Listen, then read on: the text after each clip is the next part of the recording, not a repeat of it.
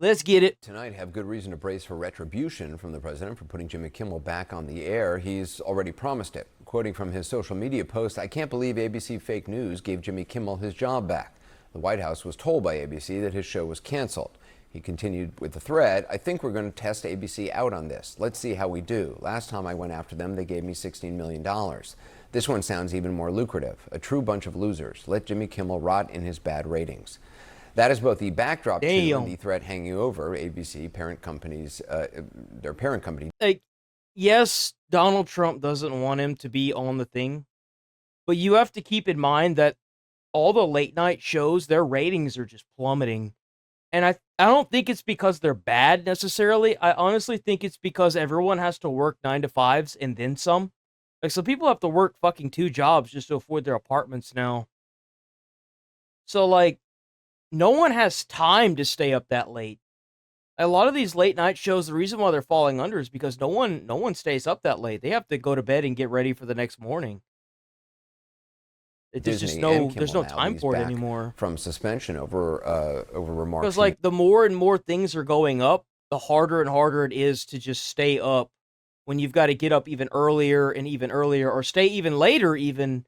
Like, you could be getting up at the same time, but having to stay later or work an extra day just to make up for, like, rent and bills, shit sucks. Made in the wake of Charlie Kirk's murder.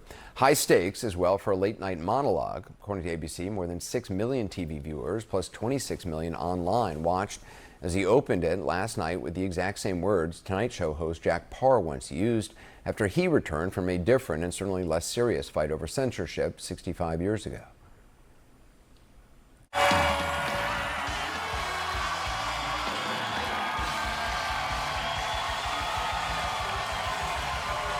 You should know that most of the television people, like most of the broadcasters, are still boycotting him because of what he said.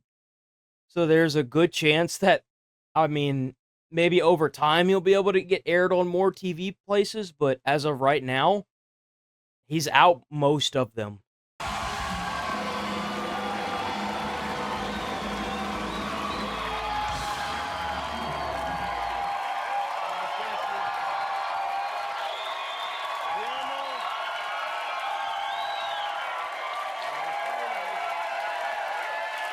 But he did say something wrong.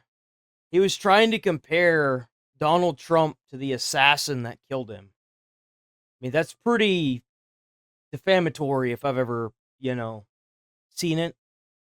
So it makes sense why Trump would go after him. And he tried to, like, make jokes about the entire incident. I don't know what's gotten into you today, Nigel, but usually you're on board with this kind of stuff.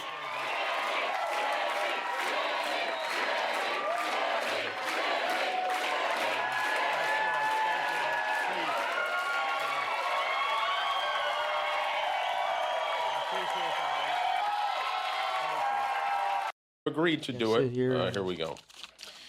To reactivate your Disney Plus and Hulu account. Ha! That's funny. Open the Disney Plus app on your smart TV or TV connected device.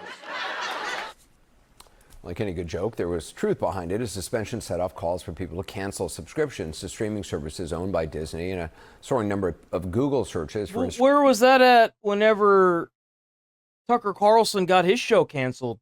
His show's ratings were off the freaking chart, and they actually actively canceled him and violated his freedom of speech. Where was that at whenever it mattered?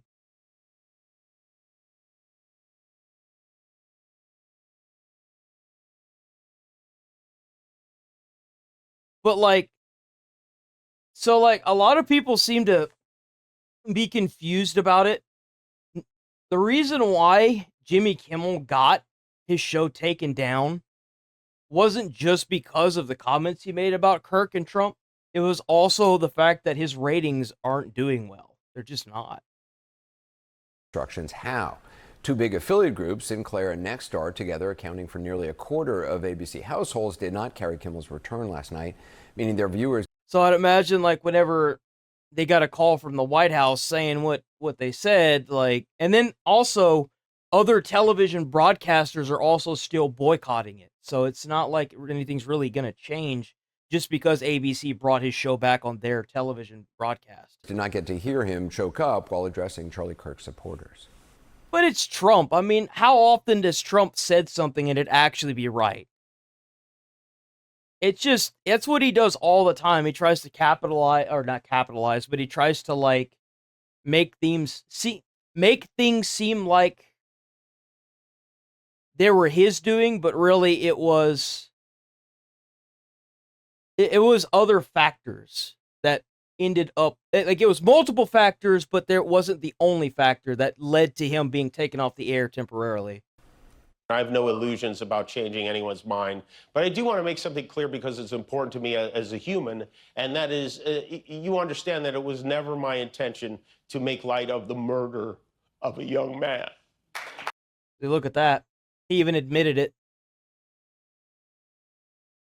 So he does admit that he did something wrong. I don't think there's anything funny about it. I posted a message on Instagram. Yeah, I'm gonna say like I always say. He's not sorry that he did it. He's sorry that his show almost got permanently canceled. I'd imagine that kind of shock factor will put some, life back in your eyes, I'm sure. On the day he was killed, sending love to his family and asking for I play compassion, Borderlands. and I meant it. I still do. Nor was it my intention to blame any specific group for the actions of what it was obviously a deeply disturbing. I think this is kind of an eye opener for him, because I'm sure a lot of his stuff is scripted. So there's a good chance that he's probably going to go over his scripts now before he makes comments. Because I don't think personally that he did it, but somebody wrote that in there to make light on the situation, and it was just wrong. Individual, that was really the opposite of the point I was trying to make. But I understand that to some that felt either ill-timed or unclear, or maybe both. And for those who think I did point a finger, I get why you're upset. If the situation was reversed, there's a good chance I'd have felt the same way. Kimmel also directly addressed the president in his pressure campaign to get him pulled from the air, as well as the wider climate of censorship he sees taking hold in the country. The president of the United States made it very clear he wants to see me and the hundreds of people who work here fired from our jobs. Our leader celebrates Americans losing their livelihoods because he can't take a joke. And you know what's crazy? Is that these are the same people that if you had a job, and I've been around this mentality. I had a friend that lost his job to this mentality.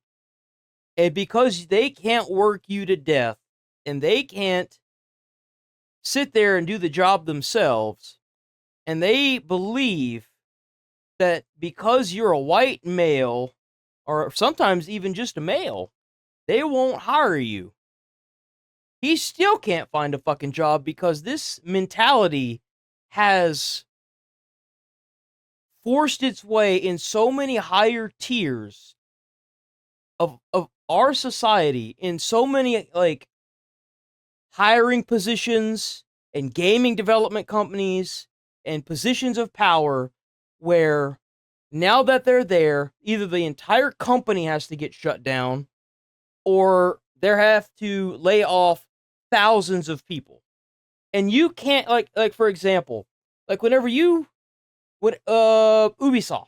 whenever they were trying to make Assassin's Creed Shadows, and obviously it was a dumpster fire. It was a better game, actually. Concord's a fantastic example. They had it all. They had the developers backlash against the gamers on social media. Then they had people being too scared to go up to the people that were designing most of the game. They were too scared to say anything because of fear of being fired. So when you want to talk about livelihood, you have to realize that the past 4 years has been nothing but a fear tactic for anyone who's had a job that has had to work under these people. So it's kind of crazy that he's going to sit there and say that whenever I myself have had to deal with it. I know a friend who's had to deal with it simply because we're white and we're men. It's just kind of crazy that they can sit here and say this on these massive platforms when we've had to deal with it for the past 4 years. It's insanity. He's not stopping. And it's not just comedy. He's gunning for our journalists, too. He's suing them. He's bullying them. Over the weekend, his foxy friend Pete. And it's kind of crazy, even now, to hear them say this. But where was the defense when it came to Tucker Carlson? You want to sit here and say this for all the other media people, for Stephen Colbert or and Jimmy Kimmel, but where was this when Tucker Carlson got taken down? Where was this? Where was this defense? Where was this violation of this freedom of speech? Where was that? But they want to sit here and make fun of somebody that was shot and killed on stage in front of his family for doing exactly that, talking. And then get surprised and then get aggro when they get their fucking shit taken down? You get what you fucking deserve, loser. What do you think was going to happen? Hegseth announced a new policy that requires journalists with Pentagon press credentials to sign a pledge. Probably never, because he is staying with his parents, and that is just the whole mess. Promising not to report. Bro is like constantly on the verge of being kicked out and homeless. Information that he hasn't cannot find a damn job, bro. It is still really bad. Explicitly, like he has applied. Like I've seen his thing since he got, because he got kicked in December of last year. It was either this November or December. Bro, he has not been able to find a job. He's applied to hundreds of jobs. He says he's got like a routine going on where he wakes up, applies to like 10 jobs, and hopes to hear back from them. Because if you show up now, you don't hear. They tell you to go home and wait. That includes, and he doesn't have a vehicle, so he ends up having to walk. Unclassified information. They want to pick and choose what the news is. I know that's not as interesting as muzzling a comedian, but it's so important to have a free press. It's also very hypocritical that he says that too, because I didn't see you talking about Biden whenever he wasn't helping anybody and just not doing anything, to be quite frank. Like, you can't. That's the problem if you're trying to be one-sided. It's so easy to pick it apart and find the holes. Now, that's what I like about Jon Stewart, is that he's willing to pick apart both sides. He's called out the Democrats and he's called out the Republicans. That you can't just far left or far right yourself and then try to pick apart the other side, because there's some stupid shit on both sides that I'm like, oh, that's just dumb. Like, what's wrong with you? And it is nuts that we aren't paying more attention to it.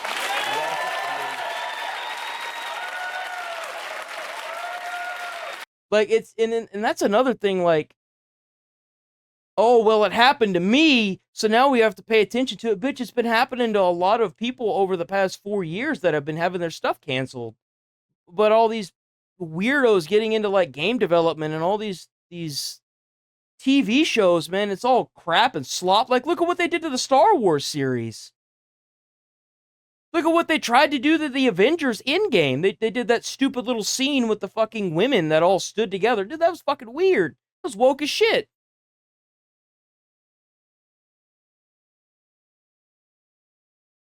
And now you want to sit here and talk about it?